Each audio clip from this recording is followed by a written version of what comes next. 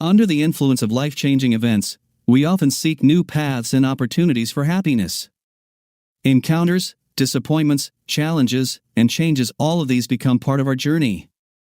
Jim Fox was astounded by how quickly things could change. He awoke that morning feeling awful. He'd slept fitfully the night before.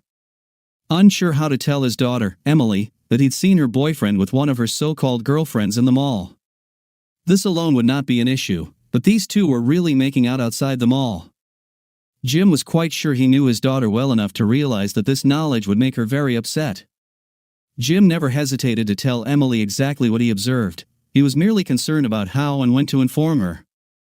Her volleyball team was due to play in a district semifinal match in a few hours, and she needed to stay focused to perform well. Jim planned to break the terrible news to her on the way home after the match. Jim then reflected on his discussion with his supervisor that afternoon.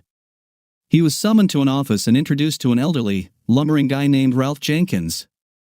Jim shook his boss's hand and kept his mouth shut as he waited to be addressed.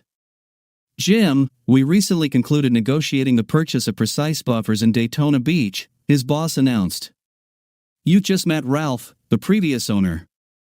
We're commencing work at the beginning of the year, and I'd like you to oversee our maintenance team. I understand you were dissatisfied with your opportunity to advance here, but we just promoted you. You will be working with Ralph from Thanksgiving to the end of the year. He'll introduce you to everyone and catch you up. You're intimately familiar with our equipment. As a result, you'll find this easy. I have just one question. Are you ready to relocate to Daytona Beach?" The factory sale included a 2-bedroom flat owned by Ralph's company. You can relocate your family instantly and stay there for the next year without paying rent. By then, you should be able to determine whether this is the appropriate fit for you or whether you want to buy your own property in Daytona. Before you respond, I must state that this position will result in a 25% wage boost. How long will it take to think things through?" "Agree," Jim responded promptly. "My wife complained about the winters in Pennsylvania. Her greatest concern was that I would be transferred to a plant in Michigan. She'll be happy when I suggest the pay bump in Daytona Beach. She can easily relocate her workload to the nearest Home Depot. I will gladly accept this position. Then everything is decided. Why don't you use my business car to drive Ralph back to the airport, then take the rest of the day off?" the boss proposed. Jim grinned to himself as he dropped Ralph off and drove away from the airport terminal. Suddenly, everything began to look good. Emily might relocate to Daytona for her final semester of high school and forget about her loser boyfriend. Finally, everything went as planned. But then, no. Helen, Jim's wife, drove a crimson Camry, as did 10 million others, except that a driver's license-holding child backed into the front of her car when she was parked at work last week. He bent the front grille fairly badly. The majority of the plastic had simply fallen off, but a few pieces of bent metal remained. The radiator was now clearly visible.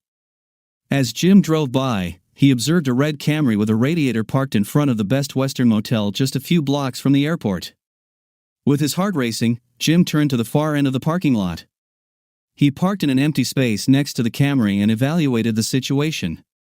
He was a non-violent individual, but if Helen didn't have a good enough reason for parking her automobile at the motel, she was in big danger.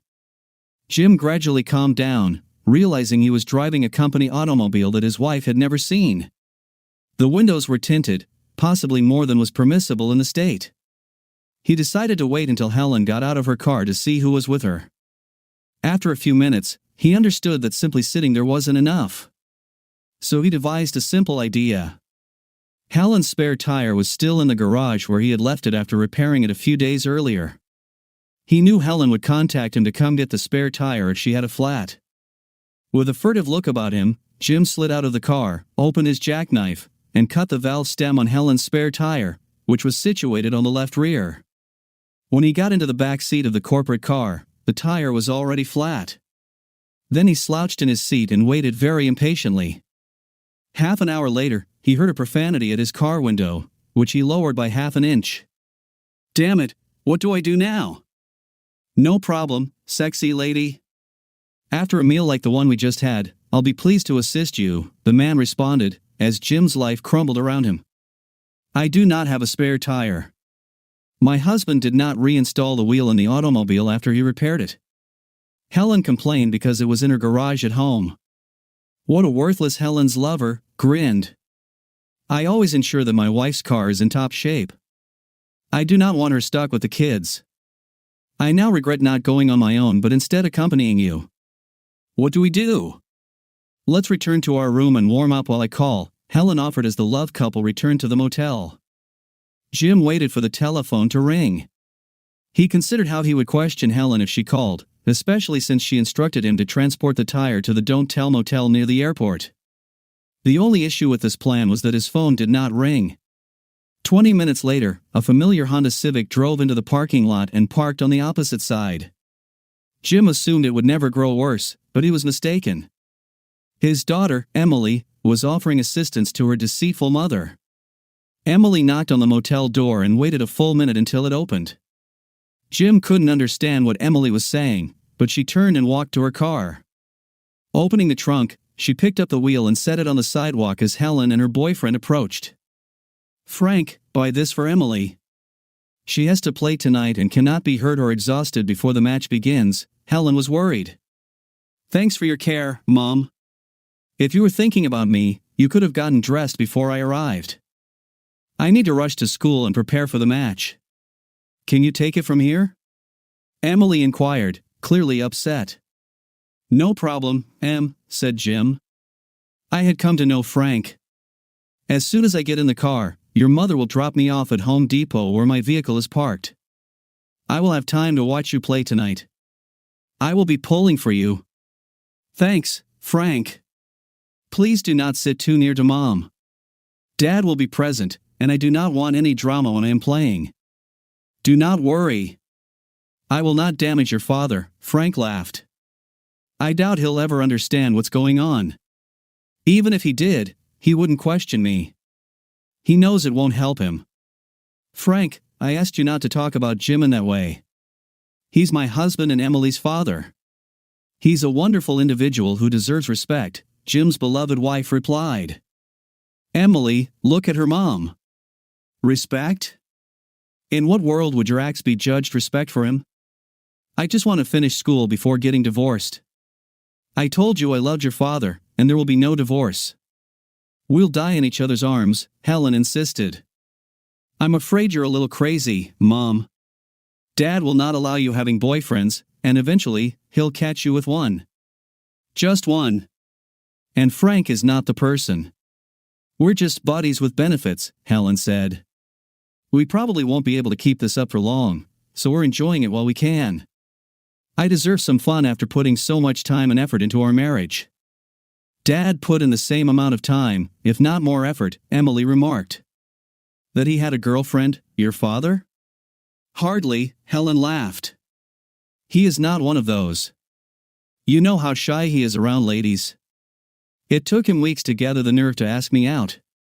In contrast to that guy, he is a father, a good spouse, and father, Emily nodded toward Frank, who was attempting to lift Helen's automobile. Frank is a good person. He is witty, attentive, a good father, and an excellent provider. He is cheating on his wife. You mentioned that Dad is a good husband because he is faithful. Frank, however, is not. If he had considered his wife and children, he would not have entertained a married woman in a rundown motel, Emily was indignant. It was nasty and inappropriate, Helen snapped. I am not in the mood to dispute with you about this. You need to get to school and prepare. Frank and I will be there shortly. We'll root for you. For whatever reason, I don't feel as warm and cozy, Emily countered. Keep him away from Dad. Frank doesn't believe it, but Dad can kick his ass. Emily got in her Honda and drove away, leaving Helen and Frank alone while he tightened the knots on the wheel. She's not really happy for us, is she? I believe my daughter would feel the same way if she knew. That is why I do not do anything to warn her or my wife. I told you I didn't realize she was there the day I brought you home. She should have been in school. She understands what happens, she's keeping it a secret. It will end our marriage, and she does not want that, Helen reassured. Jim sat disoriented in the back seat of the business car long after Helen had driven away. Learning that Helen was cheating on him was extremely unpleasant. When he finally woke up, he was devastated to learn that his daughter was aware of the situation and accepted it. Jim realized that his daughter's volleyball match would begin. Throughout her high school career, he never missed one. This must change. Jim returned to the parking lot, picked up his truck, and headed home. He had no appetite and no desire to see his wife and kid at the kitchen table. He had a few beers and attempted to plan for his future. He had to realize the absurdity of feeling on top of the world one minute and then everything going wrong the next. He suspected Helen might not want to go to Dayton now that she had a lover. The more he reflected on it, the more unpleasant the whole scenario seemed. He was always faithful and worked hard to support his family. He did not deserve what Helen did to him. He always assumed that she appreciated their love. He therefore concluded that Helen had been abnormally amorous since Labor Day. She knew that if she kept him in a good bed, he'd be as content as a pig and never suspect anything. Unfortunately, it functioned perfectly. Jim assumed Helen was unaware that his company was buying a factory in Florida. If he had told her that his firm was relocating him, she would have believed it was to Michigan. She would never consider moving there, especially over Thanksgiving. He could go into an apartment in Florida and have time to cope with his family issues without Helen mentioning him. She could have sex with Frank every single day. He and Emily would remain in Pennsylvania while he enjoys the sunshine and surf of Florida. The more he considered it, the more he loved it. It wasn't much of a revenge, but it was a start. He had the weekend and the coming week to plan the move. He'll travel to Dayton shortly after Thanksgiving. His devoted wife and daughter would assume he was heading to Michigan, so they would not even invite him to join them. Jim felt a little better knowing he had a strategy to avoid seeing Helen and Emily anytime soon. He grabbed Dramamines and sat them down with another beer. He had learned from experience that it would take a bomb to wake him up before daylight. He walked to the master bedroom and got the clothes he'd need the next morning, then took them to the spare bedroom. He brought amenities and a razor to the second bathroom. He then shut the door to the guest room and got into bed. He worried for almost 10 minutes before falling asleep. At home, Emily noticed her father's pickup truck sitting in the garage. "I'm curious why he didn't come to school to clap for me. I hope he isn't sick," she said. Helen stepped ahead of Emily into the kitchen and noticed the empty beer cans on the table, implying that he had consumed most of the six-pack. "This does not sound like Jim. I hope he is okay." "I will go check on him," Helen said. Helen was surprised to not find Jim in bed. She returned to the kitchen to converse with Emily. "He is not in bed, he wasn't inside the garage, and he's not watching television." "Where do you believe he is?" she asked Emily. "There are simply a few choices," Emily answered. "We can peek around the basement and laundry room. I don't think Dad knows where that is. Then, my room and the guest bedroom." Finally, the two women discovered Jim asleep in the guest room. Their attempts to wake him failed, since he continued to breathe heavily while gripping his pillow. "I believe he has been drinking," Emily proposed. "I've never seen him drink excessively before, but he certainly acts like it. I'm wondering why he missed my match and why he drinks." "Let us ask him in the morning," Helen reacted by closing the bedroom door. "He may not be feeling well. He sometimes sleeps here to prevent passing on the bug he has. He'll feel terrible in the morning, so don't make him feel any worse for not showing up tonight," Helen added. "Frank believes you play quite well," Helen added. "He believes you can earn a scholarship. Why is that so difficult for you to understand?" Emily asked irritably. "In my opinion, he is a cheating jackass, and if I never see him again, it will be too soon." "You should not think like that," Helen complained. "Why can't you simply be happy for me? I like him, he makes me feel youthful and appealing. It's probably because I can't stop worrying about my father. I don't think it will be healthy for him to learn about Frank. It'll break his heart. That is why he cannot find out. I offer him as much love as he wants, so there's nothing to lose." "Frank just gets more than your father can bear," Emily stated emphatically. "Keep telling yourself this, Mom. I seriously doubt Dad would think of it that way, and if you keep the same spirit, he'll find out." "But not from me," Emily added emphatically. "If you don't tell him, he won't suspect anything." "I know your father, he absolutely trusts me," Helen replied, as Emily turned and entered her bedroom. Jim's eyes opened at 5 a.m., and he was awake. He discreetly dressed and exited the house. He had just finished his meal at IHOP when his cell phone rang. "Jim, are you all right?" Helen inquired worriedly. "You didn't attend Emily's match last night." "I slept in the guest room and left home early Saturday morning." "This does not sound like you." "I get it. I simply determined to be more unpredictable and act on the spur of the moment," Jim replied before hanging up and shutting off the phone. Jim spent the entire morning at the facility, ensuring that all of his tools and belongings were loaded into the pickup truck. He'll need them in his new place. As time passed, Jim found himself more capable of dealing with his predicament. He recognized that while he couldn't undo the past, he could do everything he could to have a good future. He will work in a new location, meet new people, and enjoy the nicer weather. He was resolved to make the circumstance benefit him. Jim also knew that he needed to keep his relocation to Florida a secret for the next 3 days. Thursday was Thanksgiving Day. By then he'll be completely packed and ready to depart early in the morning.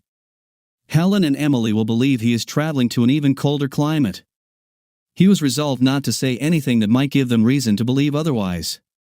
It was late afternoon when Jim entered his house. While washing his hands in the restroom, Helen glared at him. "Never hang up," Helen shouted. "You missed Emily's major match, which they won.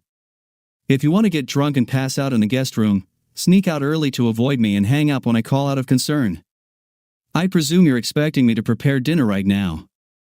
In my opinion, you could die from starvation." 2 days ago, Jim would have felt bad and apologized to Helen. He recognized that her rage had no meaning for him. What difference does it make to him whether she is happy or not? He simply nodded before walking out the door. 10 minutes later, he was ordering ribs at a nearby sports pub. Jim was shocked that he could still enjoy life. He sipped a couple of drinks and discussed sports with the other patrons. He arrived home around 11 p.m. Helen and Emily were seated in the living room watching an old film. "So you've decided to grace us with your presence?" Helen asked cynically. "Don't expect to sleep in my bed until you apologize to Emily and me for acting like an idiot, okay?" That was all, Jim muttered as he walked past the living room and into the bedroom. He hastily gathered his clothing for tomorrow and carried them to the guest room, where he swiftly undressed and slipped into bed. He didn't seem concerned that he was so unhappy. Emily noticed when Jim was out of sight he acts as if he enjoys sleeping in the guest room. "You do not know your father," Helen grinned. "He won't last more than 2 nights before climbing back into bed with me." "He knows when he's feeling good, probably," Emily said skeptically. "I just hope he doesn't realize how good Frank is." "Please cease discussing his name," Helen insisted. "I desire to keep this a secret, so please stop discussing him." "I guess you prefer to be the one who raises him," Emily responded. "If he's not ready for his wife," Helen looked at her daughter, hoping she would be embarrassed to talk to her own mother like that. When Emily first saw her with Frank, Helen felt it would make things easier. There would be one fewer person to lie to, and Emily was far more aware of her mother's actions than Jim. Emily agreed to keep Frank a secret, primarily because she did not want her parents to split, but she grew more disrespectful. Helen found it challenging to be both a good mother and a good lover because her daughter was aware she was playing both roles.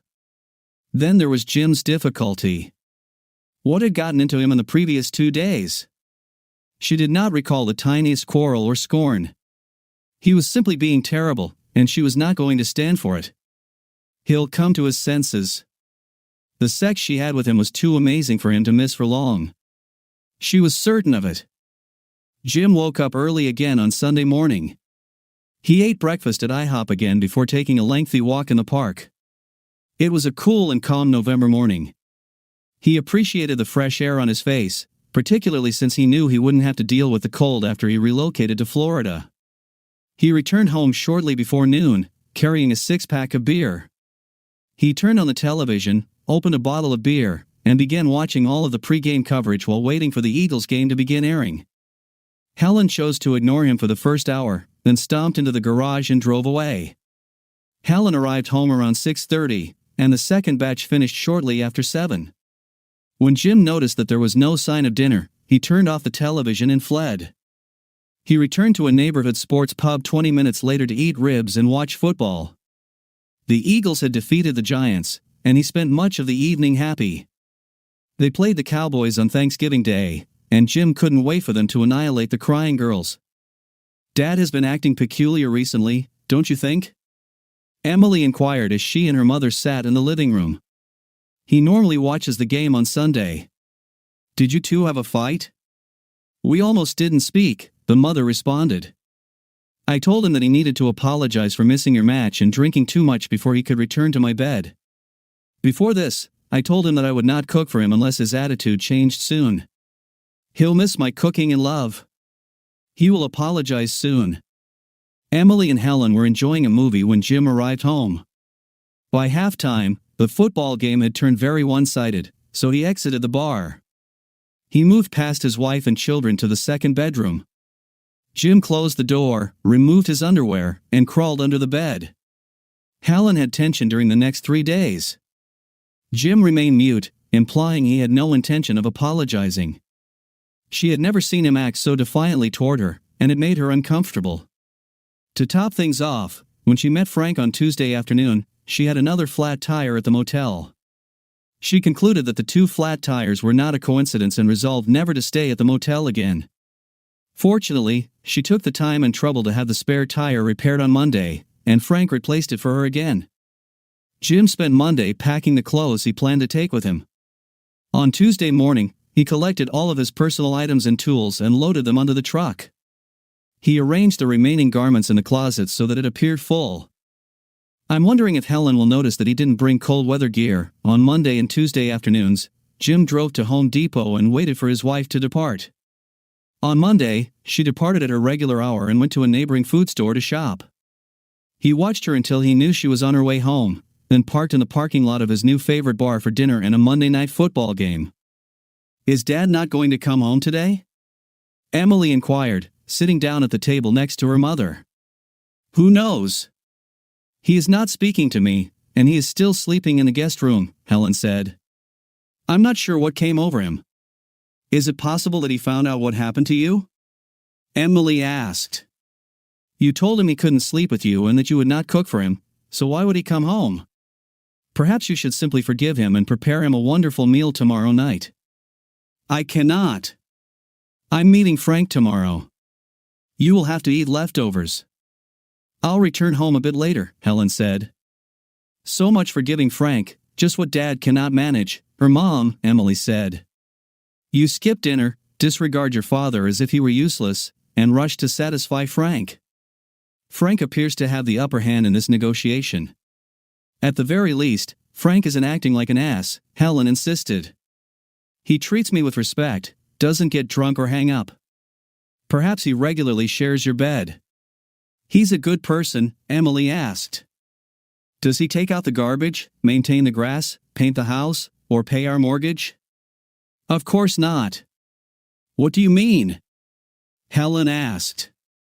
"Frank does not have to do anything but get into bed with you," Emily responded. "Dad does all of this, plus much more. Frank has sex with you, and you think he's the best guy for it. You do not expect him to help around the house. He's not required to join you at social gatherings or sit in a hospital waiting room while your leg is set after falling down the stairs. You have high expectations of your father and withhold what you should gladly offer him, instead giving it to Frank, and he has done nothing to deserve it other than comment on how attractive you are. Your behavior is unacceptable," Helen snapped.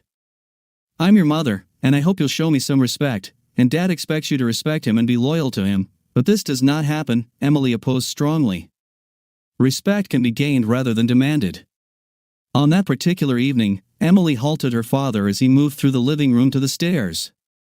"Our district championship game is tomorrow in the state gym. We are playing at 4 o'clock. Do you believe you can do it?" "I will examine my schedule to see what I can accomplish," Jim responded invasively before proceeding up the steps. Emily whined. "I think he's angry with me too. I haven't done anything to make him furious, but he doesn't seem to care what I have to say." "I'm telling you he's in a strange mood," Helen comforted her, saying that he is dissatisfied about something but lacks the verbal abilities to express it. "He'll attend the game tomorrow. Look, his truck is in the garage, Emily sobbed. The following evening, he may attend my match. He simply didn't want to. Why is he upset at me? That is a perfectly sensible question, Helen agreed sadly while listening to her daughter wail. Let's find out what is going on right now. Once again, they discovered an empty six-pack on the kitchen counter, and Jim was nowhere to be seen. It's only 8 o'clock now, Helen expressed concern. He couldn't possibly be in bed already. Once again, they were unable to awaken Jim from his deep sleep in the guest room. Defeated, both women retreated to the living room. Tomorrow is Thanksgiving Day. Will you let Dad eat with us? Yes, of course. His parents will arrive, as will mine. This is his residence. I'll never try to keep him back, and he knows it. Hopefully, he'll be better behaved by then. I invited the group to arrive about 4 o'clock. Who have you invited, Mom? Please tell me it is Frank. Frank and his wife will come shortly. I believe he and Jim will get along well. They both enjoy football and hunting. They have much in common, Helen reasoned. The problem is that one of the things they share is you, Emily mentioned. That spouses normally don't want to share this with their hunting mates or football fans. You are displaying traditional signals of guilt and unconsciously desire to be caught. This is a very awful concept. I just think they'll get along fantastically. Jim needs more pals. Frank will help him, Helen responded. You really have lost your mind. There's no way those two in the same room could be any good, Emily insisted. We will see, Helen responded. I believe a surprise awaits you. Jim woke up early on Thanksgiving morning. He drove to a tiny cafe open until noon and ate a leisurely breakfast. He returned home about 9 a.m., his senses assailed by the aromas of turkey, potatoes, gravy, pie, and a variety of other cooked items. We'll sit down at the table at noon, Helen announced. Our folks will arrive shortly before that. Do you want something to drink? Jim shook his head, entered the living room, sat down, and switched on the television. He knew Helen was attempting to extend an olive branch, but he was no longer interested in what she had to say. He greeted her parents pleasantly when they arrived. They were polite and always treated Jim well. A few minutes later, his parents came. I have an announcement to make, Jim said, and he made the announcement while the family handed food around the table. I am being transferred to another plant within the firm.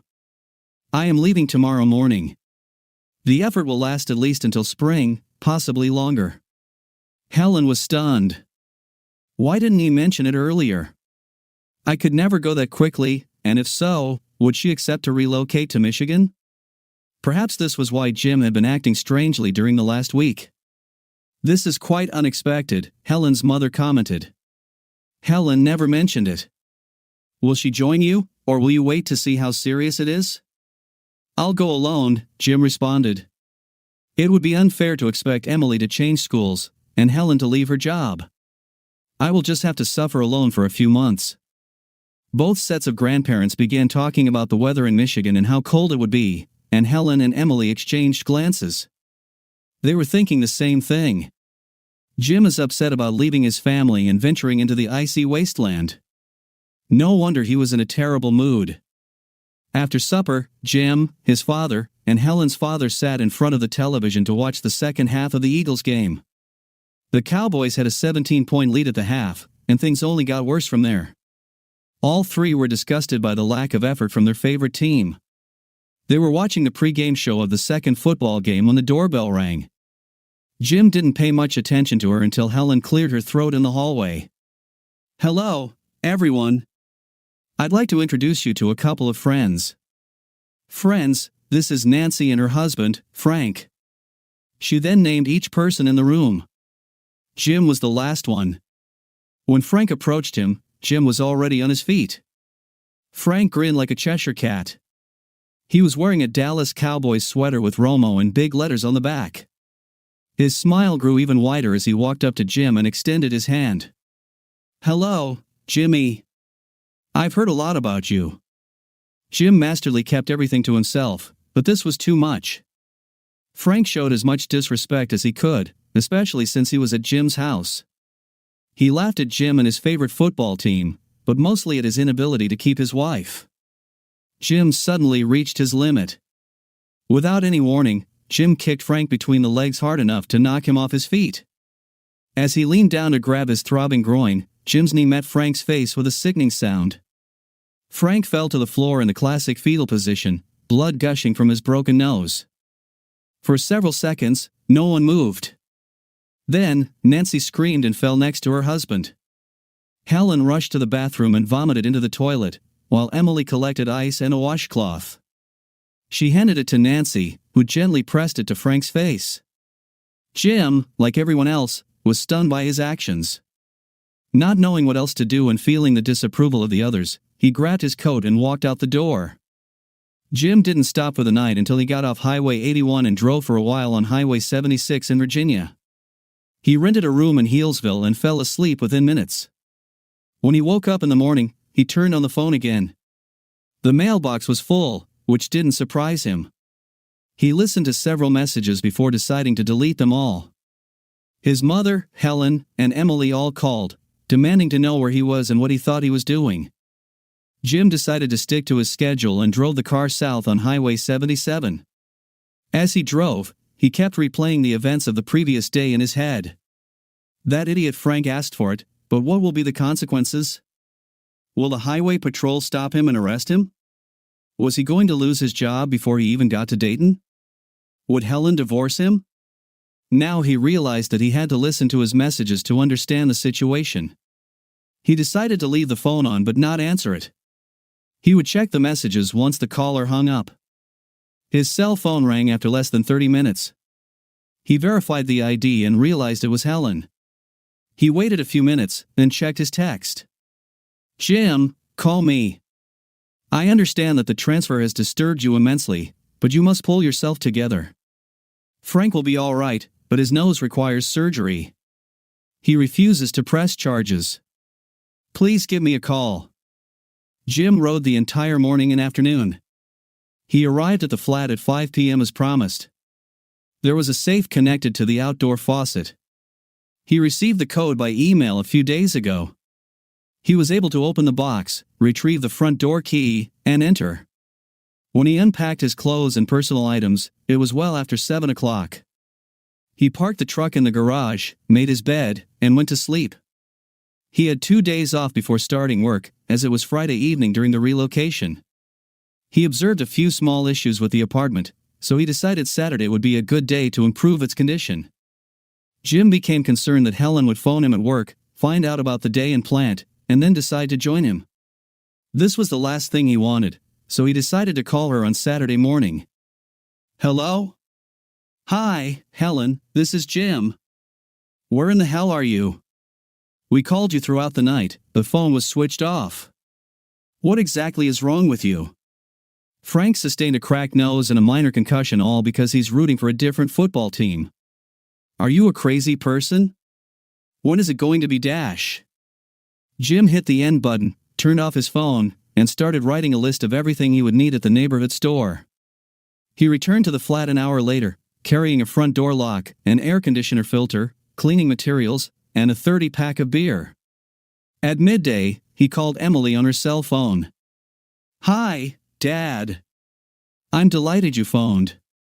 After you finished decorating Frank, an ambulance arrived and dragged him to the hospital. Both sets of grandparents were scared you were going insane. Mom was terrified they would sue us. I had to wipe the blood off the floor while Mom drove Nancy to the hospital. I believe she apologized to her 100 times. Aside from that, did anything interesting occur? No, it was rather quiet, Emily added. One more thing, Mama's unhappy because you hung up on me yet again. She was only warming up when you passed out. Yes, I could tell, Jim admitted. That's why I called you this time. I acquired a new job, and we start working on Monday morning. In case someone asks where I am, as an example, consider the police. Don't stress over it. Frank has not filed any charges, despite the fact that I believe his wife wanted him to. The cops will not search for you, so why the secrecy around your transfer? So that's why you've been acting strangely the last week or so, Emily realized. The day I learned about the transfer was really meaningful for me. I started reflecting on where I was in my life and where I needed to go. One of the consequences is that I will not be respected unless I respect myself, Jim answered thoughtfully. I've gotten a little lost over the years, but I'm getting back on track. Of course. Are you okay, Dad? Is everything all right with your health? Do you have any difficulties we should be aware of? Emily inquired concernedly. Not exactly. You and your mother are both aware of my issues. I am confident of it, Jim replied regretfully. Just tell your mother I'm fine, and don't worry about me if it's at all possible, okay? Okay, Dad. I shall contact you from time to time. Will you take my calls? Emily asked. Jim found it incredibly difficult to control his rage at his daughter. He loved her unconditionally, but her disregard for him was difficult to tolerate. He knew he didn't want her out of his life entirely. He had already calmed down from his initial outrage when he discovered that his wife and daughter had conspired to deceive him in the worst way conceivable. If you don't call while I'm working, I'll answer them, Jim responded after a brief hesitation. How about Mom? Can she give you a call? Emily was insistent. Will you answer her calls now if she wants to phone me and tell me what a jerk I am? She should spare herself the trouble, Jim quickly protested. If there's an issue with the house or family that I should be aware of, she should call. Isn't it fair? That's how it should be, right? I'll tell her.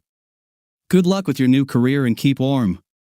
Is it really freezing out there now? Emily said. It's better than I could have hoped. Do not worry about the weather. I'll be all right here. Goodbye. Helen immediately started asking questions once Emily placed the phone in her lap. What did he say? He apologized? Is he frightened to go home? What exactly did he say about me? He appears to be unafraid of anything, Emily replied. He stated that no one would respect him unless he respected himself. That's why he let Frank down and keeps hanging up. If you ever wish to speak with him, it appears that you will need to be more respectful and considerate, Emily finished respectfully. He was the one who beat up a guest in our home simply because he was wearing the wrong t-shirt. He's the one that consistently hangs up. I'm going to tell him everything I'm thinking about the next time I chat to him, Helen made a vow. That is exactly what he was discussing. He refuses to listen, he'll simply hang up. Frank is the only person who will benefit from you unless you find another boyfriend or two. Why do you keep making such rude, disparaging remarks? Helen inquired. Mostly because you are rude, demeaning, and extremely disrespectful, Emily responded. Frank beamed wildly at Dad. I understand. It wasn't just the Cowboys who defeated the Eagles. He laughed at Dad because he had sex with his wife. This is enough to drive a regular person insane, but Jim knows nothing about Frank or myself, so he couldn't tell. Frank was hinting, Helen disagreed. He knew for certain that Frank was acting like a complete imbecile, so he put him in his place. When you visit someone's residence, you should not mock or disrespect him. Any man would be enraged, even if he had no idea that his wife was this guy's mistress, Helen yelled. I'm not going to listen to that kind of talk anymore. You live under my roof, and you will treat me with the respect I deserve, whether you believe I deserve it or not. On Wednesday evening, Jim was relaxing by the pool when his phone rang. He looked at it, recognized Helen, and left it on voicemail. He returned a few minutes later to check the message. Jim, I know you are checking on my calls. Please call me back. We need to make some decisions about the house. Who will shovel the driveway when it snows? Is it worthwhile to sign an agreement for the delivery of fuel oil? Which company will we use? Please give me a call. Jim intently listened to the message. He didn't sense any animosity, so he decided to contact Helen back. She had several crucial inquiries. He did not want him or Emily to have any safety or health concerns. Thank you for your call, Jim, Helen replied calmly. I'm concerned about the things you usually do around the house. Now that the snow has arrived, could you tell me what I should do? I will sit down, prepare a complete list, and submit it to you via email, Jim pledged. I should have thought about it, Helen said. Are you going home for Christmas? Mom and Dad asked us over for Christmas dinner. Your folks would like to see us on Christmas Eve. They are continually asking whether I can talk to you. It's awkward to tell them no. They claim you don't return their calls either. I do not know what my schedule will be. If at all possible, I'll be home. That is something you can tell them. You can also explain that I will begin answering their calls after they begin to speak with me politely. Every communication I get, even from my mother, is threatening and nasty. This is not something I need, Jim was insistent. Okay, let me tell them. However, I doubt it will be of much benefit. They weren't pleased with how you treated Frank or how you disappeared afterward, Helen answered cautiously. So there's no need for me to visit for Christmas, is there? I will not let your parents or even my parents treat me as the public enemy number one. If they want me there because they like my company, that's one thing. I'm not interested in showing up just to hear how horrible I am, Jim said. You can still go home, Helen sobbed, surprising Jim. Emily and I will be delighted to see you, and we refrain from making dumb comments if we can prevent it. Do you miss making love to me? So, here it is. Jim didn't want to have sex with Helen. Hearing her and Frank together very much ended those feelings. He considered how to effectively answer. He might have made things up because he hasn't slept with Helen since learning about Frank. I've always liked making love, Jim said. Every time we made love, it was something wonderful for me. But he omitted to clarify that it was only because he didn't realize he was receiving Frank's sloppy seconds. Yes, I agree, Helen wept again. You are the best lover in the world, and I miss having you in my bed. Please return home for Christmas. Let's see if you can join us for Christmas week. I must take care of this. They rarely give folks the week off on the spur of the moment because so many people inquire about when they can fit into their vacation itinerary. I'll let you know, Jim vowed. I will send you an email with a list of everyone you need to contact to prepare for the winter season. Helen smiled when she hung up. Is he the world's best lover? Emily recited. It would be best if Frank didn't hear this. He appears to assume he's at the top of your list. This is his wife's list and who knows whose else's list. I requested that you use restraint when discussing Frank. Your father actually outperforms Frank, so that was not a lie. Frank is more entertaining but not superior. When you explain it to him in this manner, I'm confident he'll hold onto this small piece of good news. He will be as pleased as a peacock. His wife claims he is superior to her other boyfriends. This is the type of recommendation a husband can be proud of. Emily noticed her mother leaving the room in tears. Jim thoroughly appreciated his new life. He made it a habit to swim every day. Every day he became more tan and comfortable. He had a good understanding of the plant's equipment and was confident that he could keep things running well. The only thing that astonished him was the number of widows, divorcees, and single ladies who lived in his condominium. Everyone without exception seemed to relish his presence. Once it was discovered that he could use tools, he was always in demand.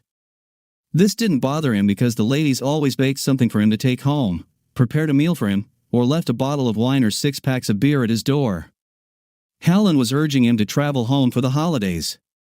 Just a few days before Christmas, Jim had just finished mending Mrs. Struthers' closet door when he turned around to see her naked near the bed. Jim, I would want to thank you for your kindness, the widow, who was middle-aged, smiled. I don't have much extra money, but I do have a lot of unfulfilled ambitions and demands. Will you commit to making love to me? Jim couldn't make up his mind. He'd never cheated on his wife. In fact, he'd only had sex with one lady in his entire life. Susan Struthers had huge perky breasts and beautiful legs that went up. She was a highly desirable woman, and not just because of her age. Susan, I need to figure something out in my marriage. I'll have a better notion of where I will be after Christmas. Never have I cheated on my wife, but she might no longer be my wife. In any event, I'll either ask if the proposal is still valid after the holiday or I'll reconcile with my wife. I must acknowledge that the odds of reconciliation are limited right now, Jim explained. I understand, the widow said, slinging her robe over her shoulders. That stupid didn't realize what a diamond she was and cheated on you, didn't she? I'll be here, and the offer will be available after the holidays. You know I'm not the only lady here with unmet needs, right? All of the girls like you. You are always a gentleman, always courteous and helpful, and we're all aware that we can trust you. If you decide to end the marriage, there will be plenty of ladies eager to console, Susan Struthers prophesied. Jim called Helen to say he'd attempt to be home on Christmas Eve. He was astounded by how happy she appeared. He knew he missed Helen and Emily, and he owed it to both them and himself to find a solution. With this in mind, he set out northward. 3 days till Christmas. On the first day, he drove halfway, so he had time to shop on the second day and would still arrive home in the evening before Christmas Eve. He even agreed to pay a visit to his parents for Christmas Eve dinner. If they became too dissatisfied, he would simply depart. It was 9 a.m. when he pulled out into his street and noticed a large number of cars parked in his driveway. Jim recognized a few of them. Helen was organizing her customary informal holiday dinner for her pals at Home Depot. As he neared the front door, he could see into the kitchen, where life was big. Frank, who didn't want to have anything to do with him, and ruin the festive spirit. Jim moved around the rear of the home, opening the basement entrance. He could stay there till the party ended and Frank went. He was dozing on an old sofa he had stolen several years prior. He awoke about 2 hours after falling asleep. He listened but couldn't hear the sounds coming from above. He returned to the yard and had a look around. There was just one odd machine remained. Jim turned to the front door, curious who it belonged to. He looked into the kitchen again, but Helen was already with Frank. He kissed her and massaged her left breast. Jim felt his old wrath return. He restrained himself from storming in and attacking Frank. He got away with it once, but he is unlikely to do so again. He decided to sneak upstairs and catch the two lovers in action. Then he'll take a couple of shots with his phone and tell her to go to hell before returning to Florida. It appeared to be a solid strategy, but it didn't work out. Jim entered the house and climbed the stairs undetected. He snuck into the guest room and waited. I'm turning out the lights and opening the door gently. Helen walked upstairs and into the master bedroom. About 20 minutes later, Jim became alarmed when he heard the shower turn on. Helen planned to shower and get ready for her lover. Jim realized this as Frank was still walking downstairs. He stepped out into the hallway and turned off the bedside lamp before returning to the guest room. When Frank was about a third of the way up, Jim reached out and turned off the light in the hallway. He knew from experience that the second floor would be very dark, but in the dim light from the street, he could see the silhouette of anyone coming up the stairs. Frank muttered something when the lights turned off, but he continued up the stairs. Jim stepped out of the bedroom and stood at the top of the stairs, watching Frank approach. Jim kicked Frank with his right foot when he only had 3 steps left. He felt his heel against Frank's jaw. Jim was taken aback by the man's sudden return. In the dim light, he could see Frank sliding down the stairs in a straight line like a bobsledder. He landed on the bottom step of the stairs and fell into the center of the living room. Due to inertia, he did not move once he arrived. Jim could hear the water running in the shower and knew Helen didn't hear the sounds the man made as he jumped upside down. Jim reflected again as his rage subsided. If Frank dies, he'll be in big trouble. Jim dashed down the stairs, stepped over Frank's prone body, and left the house. He was already 100 miles away after 2 hours and decided to go a long way further before stopping. It was almost dawn when he pulled into a cheap motel and paid in cash for his room. He rested for 4 hours before continuing his journey south. He reflected on the situation while driving the car. He assaulted a man. This could be a very serious situation depending on whether Frank survived. How did this happen? Jim realized he had to stay away from Frank and Helen or he'd end up in prison for murder. They were simply not worth it. He also admitted to himself that being without Helen made him feel lonely and lost. Until recently, he and Emily had been at the center of his world. They betrayed him, so he needed to move on. At noon, his phone rang. It was his parents' phone number, so he went to voicemail. He lacked the courage to explain to his mother why he didn't come to dinner on Christmas Eve or why he attacked Frank. Again, half an hour later, he mustered the courage to listen to the message. Hello, Jim, this is your father. Call us when you receive it. Everything has gone wrong in your house. Helen and Emily are fine. but something important has happened that you should be aware of," his father said. "Welcome, Father. I have just received your message." "What's happened?" Jim asked when his father picked up the phone. "There's an easy way to tell you this, son. That damn Frank was at your house again last night. It was already late. He fell down the stairs and was seriously hurt. He suffered a broken jaw, a broken arm, several broken ribs, and another concussion. His wife was furious when she found out that you had him. She got the impression that he was working late at Home Depot on year-end inventory. She got to your house before the paramedics loaded him into the ambulance. She probably slapped Helen and called her every name in the book. She even tried to throw her husband off the gurney but was stopped by the police. To say she was upset would be an understatement. This all takes us back to Thanksgiving when you threw that idiot out. We were upset about the apparent brutal attack on a guy simply because he was wearing a cowboy shirt. Now that we have a little clearer picture of what's going on, your mother and I want to apologize to you.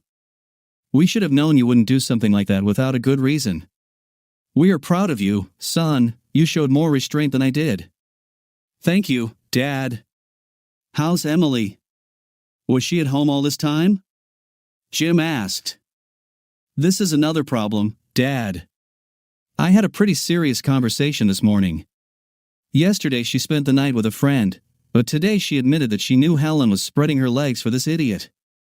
In her defense, Emily said she wanted the family to stay together until she finished school. After that, she was going to tell you. Needless to say, we were very disappointed, and I can't imagine how you feel. Your mother told her that she betrayed you just like Helen. There were a lot of tears, but at the end, we all hugged. Thank you for your support and for helping Emily figure it out," Jim replied. "Son, where are you really? I know you said you were transferred, but now that I know what the problems were, I wonder if you just moved to a motel or got a room here in town.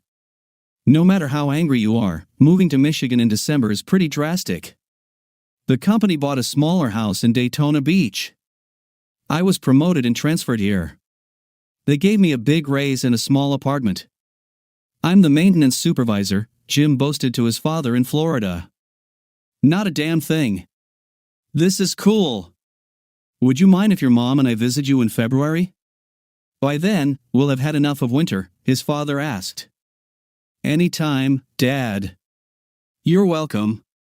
Please don't tell Helen where I am. I don't want to explain anything to her now," Jim requested. "I hear you, Jim.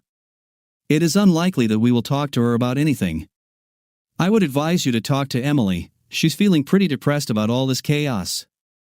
She thinks you must have known Helen was cheating because you were so cold to both of them. Did you know Emily knew about this?" "I need to go, Dad. We'll discuss all this later when the dust settles. Thanks for your understanding and help, Emily." "I love you both," Jim said, ending the conversation. He returned to his apartment at dusk on Christmas Eve. It was Jim's first Christmas alone, and he felt depressed. He turned on the TV, opened a beer, and sat on the couch to vegetate. He was still thinking when the doorbell rang. "I saw that your light was on, and I came to wish you a Merry Christmas," greeted Susan Struthers. "It's not good to be alone at Christmas for both of us. The fact that you came back tells me that you have not made peace with your wife." "It's a reasonable assumption," Jim agreed. "Her boyfriend was going to sleep in my bed. I hate crowds unless, of course, it's a couple of women." "What about one woman?" "I may make you move a little, but I don't think you'll mind," Susan added pointedly. Jim considered her offer for a moment before accepting. "I would really like that. I must warn you that I haven't had sex for a long time, and I must not be very good at it, otherwise, my wife wouldn't go looking for happiness on the side," Jim confessed. "I really doubt you are the problem. When a man is as gracious, selfless, and kind as you are in everyday life, you can bet he'll be great in the bedroom," Susan replied. "Do you have condoms?" Susan asked. "No, I haven't used them in 20 years, Jim replied, realizing that he still had a lot to learn about dating. "Your partners will appreciate that you have them. It's a healthy, mindful thing," Susan suggested. So it was, and Jim had a great Christmas Eve. His anger towards Helen and Emily began to fade as he replaced it with happy memories that improved his self-esteem. He still felt the pain as well as the void their actions had created in his life, but he had finally gotten over it. People did bad things, even good people, and even people he loved. Susan helped make sure that life was truly worth living. She snuck out of his house while it was still dark on Christmas morning to avoid gossip at the condominium but agreed to meet at the heated pool later on Christmas Day. That evening, Jim enjoyed a home-cooked meal and another round of lovemaking with Susan. He returned to his room at 9 o'clock in the evening again to avoid gossip. There was no doubt that several eyes had seen him enter and leave Susan's apartment. Jim's phone rang a few minutes after he got home. "Dad, you didn't come home for Christmas, but I don't blame you. Mom is a mess, and I feel like crap too. I'm so sorry for what we did to you. I knew it was wrong, but I was selfish. I wanted you to stay together until I finished school." "It's all water under the bridge," Jim answered. "I won't lie, you both caused me a lot of pain. I had no idea that your mother was so unhappy with me. It never occurred to me that you would agree and even help her hide this from me. I'm trying to get through this, but it's not easy. This is the strangest thing, Mom is not unhappy with you. She told me that you are a good husband, father, and lover. She just wanted to try something different, and now she regrets the idea. Did you know about Frank and Mom on Thanksgiving when Mom invited him over?" Jim asked. "Yes, I should have apologized for losing control, but the damn guy rubbed his nose in my face. I just snapped at the level of disrespect he and your mother showed me. I understand everything clearly. I was glad you decorated it." I saw his stupid grin and realized that he was gloating. "Mom insisted it was because of the cowboy shirt, but it had never bothered you before. Did you miss my last 2 matches because you were upset with me?" Emily replied. "Yes, I'm really sorry, but when Frank said he'd be cheering for you, I knew I couldn't go, otherwise, I'd be in jail right now," Jim said. "Did you hear Frank? Were you there when I brought the spare tire? You cut the valve stem, didn't you? You wanted to know if your mom would call you for help to get her to confess. Instead, I found myself in the thick of things. I'm so sorry, Dad. I really was selfish and stupid, and now I'm paying for it," Emily said. "Don't blame yourself for this. I should have just met your mother on the spot, but I discovered that I have anger issues. I would probably send them both to the hospital," Jim replied. "I doubt it, Dad. You're just not the type to hurt a woman, especially your wife. Frank is a completely different story. Grandpa told you that Frank fell down our stairs last night. He is pretty damaged but is expected to make a full recovery, although it will take some time. Guess what I found in the basement? It was the new laptop you must have left me for Thanksgiving. This was planned ahead. Thanks very much. I'll use it a lot, especially when I go to college next year," Emily promised. "I'm glad you liked it," Jim replied, realizing that he had forgotten about the gifts that he had put on the sofa in the basement. "Did you also find one for your mother?" She cried like a child when she saw the pearls. "It was a nice gift and it really made her feel even worse about the way she treated you. Funny thing is, I didn't see these gifts until a few days before Christmas when I was in the basement looking for new Christmas tree lights. Thank you for being such a good father for so many years. I'm just beginning to appreciate you as I should," Emily admitted with a slight sob. "Don't be upset. When I was your age, I thought my parents were dumber than a box of rocks. They really learned a lot over the next few years," Jim chuckled. "I just want you to be happy and have a wonderful life.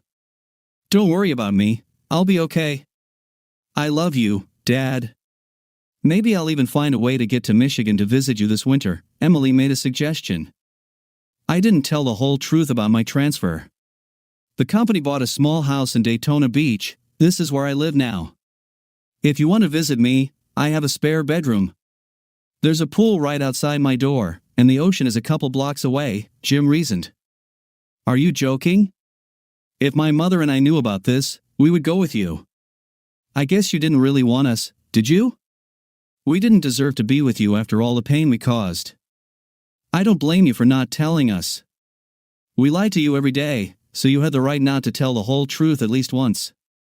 This will really push Mom over the edge. You don't have to tell her anything, although it's no longer a secret. I'll email her my address so we can negotiate the divorce by mail, and I won't have to go back there," Jim reasoned. I was afraid to ask about this. Are you going to divorce your mom? I get everything, and I don't blame you at all. I warned her when she dated that clown, but she believed you'd never know. I just wish things had turned out differently. Good night, Dad. I'll probably try to come visit. Cool. Good night, and Merry Christmas. Emily had just put her phone back in her pocket when her mother came into the room. Did I understand correctly that your father is not actually in Michigan? Then where is he, and why did he lie to us? Helen inquired. He's at his company's newly acquired plant in Daytona Beach, Emily replied. He didn't lie to us. He said that he was being transferred to another plant, and so it was. We didn't know they had one in Daytona, so we assumed it was in Michigan. He didn't tell us because he was there when you called me to bring the spare tire to the motel. He heard the entire conversation and knew who you were in the cheap room with. He didn't feel obligated to take us into account. Why didn't he say anything then? Was he afraid of Frank? Helen asked. Afraid of Frank? What the hell is wrong with you?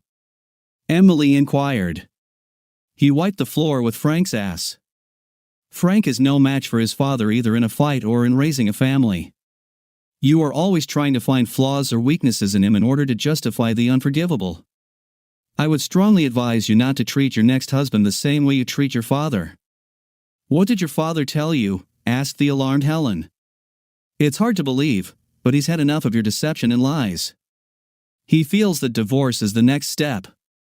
I told you he'd do it when he finds out. I don't want a divorce. I don't like Frank. I don't even like him. None of this would have happened if he hadn't fallen down the stairs, Helen whined. Didn't you listen? You were doomed the day I delivered your spare tire to the motel. Dad was there, saw, and heard everything. He knows how much we disrespected him, he knows you lied, and he knows you cheated. And he knew it when he hit Frank on Thanksgiving. By that time, you were already a divorced walking woman. Frank is not to blame for anything, he is yours. He made the porridge himself. Maybe now that his wife is divorcing him, you two can be together, Emily made a suggestion. I don't need this donkey. I want Jim to come back, Helen sobbed. The next day was even worse for Helen. Emily called her father to explain the new problem. Mom received a letter from the state health department. Her boyfriend took a blood test while he was in the hospital, and he has a sexually transmitted disease. Mom must get tested and also tell them about everyone she has had sex with. You're on her list, although I'm not sure how far down you are. You will receive a letter very soon. Wow, I probably should have seen this coming. I'll make an appointment today. Thank you for letting me know right away. I appreciate the care and attention. This is the kind of treatment a man should expect from his daughter. I got lost for a while, but now I'm back on the right track. Take care of yourself, Dad. Jim arranged for an immediate examination. He had to give Susan credit for being smart enough to prevent the spread of any STD Helen might have passed on to him. On his way home from work, he bought a bunch of different types of condoms. When he got home, he took out a large bowl and almost filled it with condoms. He placed the bowl on the bedside table. He promised himself that he would never cause any sweet lady to contract a disgusting disease that was so easily preventable. As time went by, Jim received the results of his blood test and was pleased to learn that he was not sick. Jim's free time was filled with requests from the condominium women to do housework. He became more and more in demand. One evening when he mentioned this to Susan, she admitted that she had mentioned to two girls that he was very capable in bed. They were sworn to secrecy, but she admitted they may have let it slip in the company of women, most of whom were unmarried. For whatever reason, the ladies liked him. Jim found himself regularly stopping by the drugstore to refill his condom bowl. Without exception, all the ladies who entered his bedroom rummaged through the basin, looking at the condoms before choosing one or two. They all seemed pleased that he was so concerned about his and their health. It just added to his legend. One afternoon shortly before Easter, Jim opened the door and saw Emily with a small suitcase. Before he could speak, she threw herself into his arms and hugged him tightly. I'm so sorry, Dad. Please forgive me and let me stay with you for a few days. But I will leave if you want. I'm just surprised to see you at my door. Come on, I'll show you the room, Jim suggested. You're always welcome here. You look quite grown up. I told you I finally filled in the right spots, Emily laughed, turning around so Jim could admire her from all angles. I wear the same bra size as my mother, although now it probably fits me better. Mom is getting pretty thin. I hitched a ride with the Shears. They're headed to Orlando, but they were kind enough to drop me off here, Emily spoke. I guess I knew that you would let me stay. It's spring break and I'll only stay here for 4 days before they pull me back into the snow and cold. This place is pretty good, I guess. You like living here? It's not as big as our house, but it has everything I need, including a heated pool right outside the door, Jim agreed, watching Emily look about the place. Wow, looks like you're receiving everything you need, Emily laughed when she saw a dish of condoms in his bedroom. Well done, Dad. You deserve a little joy after everything that's happened. I will not annoy you. I'll just sit by the pool and soak up the sun while you're at work. What is that orange ball in the sky? I seem to remember seeing it at some point, like the 4th of July 2 years ago. Tomorrow evening, when I return from work, we shall go to supper. There are a number of wonderful places to dine here, especially if you enjoy beer and ribs, or steak, or seafood, Jim said. I'll take you to one of the locations where the guys from work hang out so they can see how gorgeous my daughter is. The next evening, Jim and Emily sat at the rib joint and had a good time. Why did you forgive me, Dad? I don't know if I would do this if I were you. It was a terrible mistake on my part to assist your mother in her infidelity. I resent myself for doing this, and I sincerely apologize, Emily spoke. I will give a brief response, Jim responded. I'm much happier with you than when you weren't there. In this regard, I am selfish. It makes me happier and has now become one of my life goals. I'm delighted that you think so. I hope you're always glad I'm around, Emily stated sincerely. We were always close, and I hated myself when I realized I had pushed you away. Is there any chance you will ever forgive Mother? She's not doing well without you. She has lost weight and rarely goes out. When rumors spread that Frank had a sexually transmitted disease and that his sexual partners needed to be tested, half of the store employees were terrified. Frank appears to have contracted a sexually transmitted disease from a newly hired cashier. They infected a significant number of people. Mom was the only manager on the list, which was awkward for her, Emily recalled. Several occasions when she returned home in tears, to her credit, she persevered and eventually accepted that she had made a serious mistake when she cheated on you. Emily, your mother and I agreed to be partners. Partners should be honest with one another. They have to trust each other, Jim admitted. I don't trust her anymore, I believe so, especially now that I met your herm at the pool today. It was awkward having so many women question me about you. Based on how they spoke about you, I knew at least 4 of them were sleeping with you, Emily smirked. Seriously, they all think you're a sensitive, honest, attractive man who is pretty good in bed. I'm not sure about this. I have a few friends who visit from time to time. I don't believe they regard me as particularly noteworthy. It is more like I am free, Jim offered modestly. Mom made a serious mistake, Emily spoke. Can I come as soon as I finish school and look for a summer job here? I'm considering attending college here if it's close by. Can I stay with you? Can I spend weekends and holidays with you if it is too far away to commute to work? My mother and I don't get along well. We're no longer close. Her deception disturbed me far more than I realized at the time. Jim eagerly agreed to Emily's request. He felt much happier when he spent time with his only child. He enjoyed watching her grow into a woman. He spoke with her several times a week. When she returned from spring break, she insisted he not attend her graduation, but he promised to go to Florida the next day. On Sunday afternoon, Jim opened the door to greet Emily. When he met Helen in person, he was unable to think or move for what seemed like minutes, but he knew it was only 10 or 15 seconds. He was able to regain some composure. Come on in, Helen. Can I get you a drink? Jim inquired automatically, attempting to understand why she was at his door. Many thanks, Jim, that would be fantastic, Helen said. Jim followed them into the kitchen, poured them both some iced tea, and sat down while Helen took her seat on the other side of the table. I was planning to pick up Emily.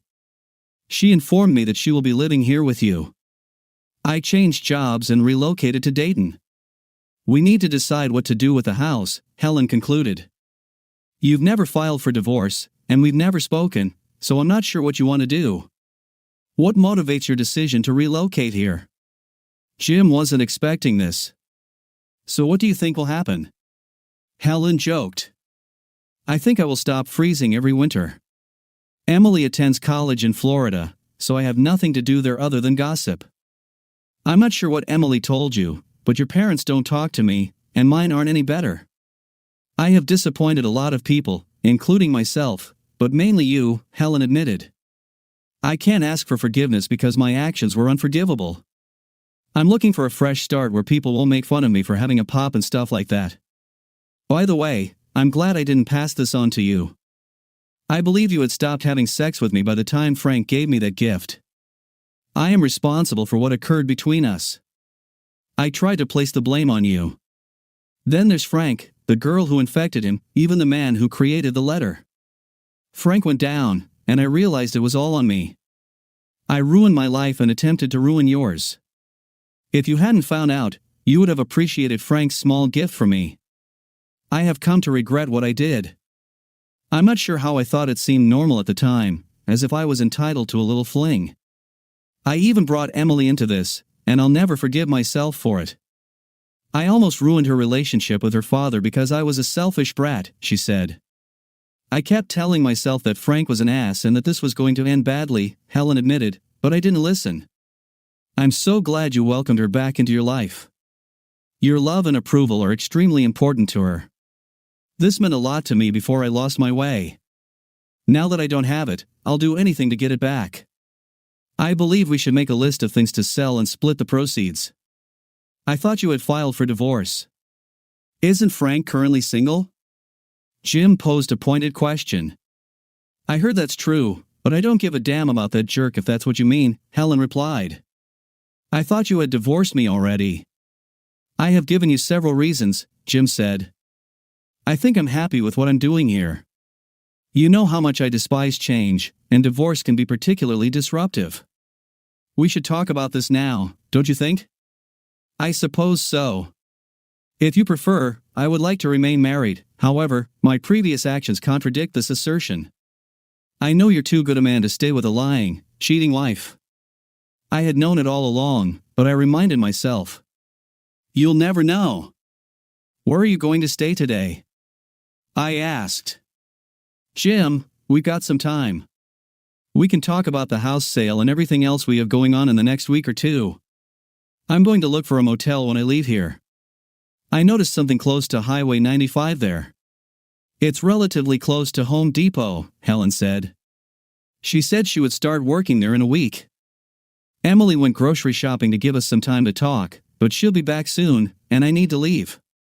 Emily's room includes 2 single beds, Jim suggested. You stay there if she doesn't mind.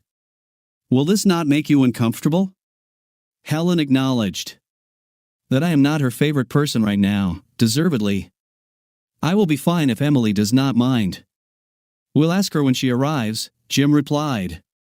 Emily didn't mind sharing a room with her mother for a while. Over the next few days, the three began to revert to the habits they had shared for years. Jim stayed away from the pool and the other ladies while Helen was living with him. He did not want to hurt her. Several women come to the pool and ask when I'll be leaving. Helen started one evening after Emily left for a concert. They always talk about your large bowl of condoms and which ones they prefer. It's quite amusing when you think about it. They did everything but tell me that I ruined their sex life. Have you made 4 women happy, Jim? I am very impressed. It's a shame I didn't leave an impression on you before meeting Frank. Jim lost his cool. I will not apologize for pleasing these women. None of them are married, and they are aware that I do not make any commitments. I try to give them as much pleasure as possible, and they enjoy it, he said. How about some fun with me? Helen inquired. My offer is unconditional. I just feel like I owe you a lot for taking such good care of me after what I did to you. Jim insisted that I wasn't the same guy he remembered. I tend to be more demanding and assertive. I tell these women what I want, and they appear to enjoy it. I never let them stay longer than one night at a time. So stay with me for one night. I am capable of handling anything you may propose. I will feel better for what I did, and I will do everything possible to make you feel even better, Helen made a vow. Jim reflected on her words for a few minutes before making a decision. 10 minutes later, they were naked on his bed. My God, Helen exhaled, hoping to catch her breath. That was incredible. You have learned a few new tricks. Many thanks, Jim. Helen was moving her clothes from Jim's room to Emily's when she heard Emily's voice. You guys have made enough noise. I'm glad you are finished so I can get some sleep. Helen stayed with Emily and Jim during the summer. She slept on Emily's second bed and paid frequent visits to Jim. She frequently told Jim that he was the only man she would ever have. Jim simply nodded his agreement. After the first night, Jim noticed Helen frequently counting the condoms in the bowl. He realized she was trying to give him everything she had, preventing him from serving the other ladies in the building. Helen disliked the fact that her shift ended at 10 p.m., and Jim came home at 5. At least twice a week, she would come home to find fresh sheets on his bed and a couple of condoms. As she had to leave for work at 2 p.m., she spent the majority of her mornings by the pool. The other ladies were not mean to her. It was clear that they were all aware that her marriage was on the verge of collapse and that she was the one who had caused the damage by cheating. Helen knew that when one of the ladies made a remark or asked a question, it would be her cue. Helen, have you chosen new blue bedding for Jim's room? I inquired with Susan Struthers one morning. It coordinates well with the curtains and carpet. Of course, yes, Monica Barron. It's a gorgeous masculine color, and Jim is a very masculine man, Jim replied. You don't want these women in your bed, Helen complained that night. I will give you as much sex as you desire. Isn't that enough for you? Exactly, Jim responded. I will never associate with any of these women again. But why are there too fewer condoms in the bowl today? How does everyone know the color of your bedding? Helen inquired. I honestly have no idea, Jim smiled as he answered. Each of us encounters changes in life, and it's important to learn to see in them opportunities for growth and happiness. The key is the flexibility of thinking and openness to new possibilities that may arise as a result of these changes.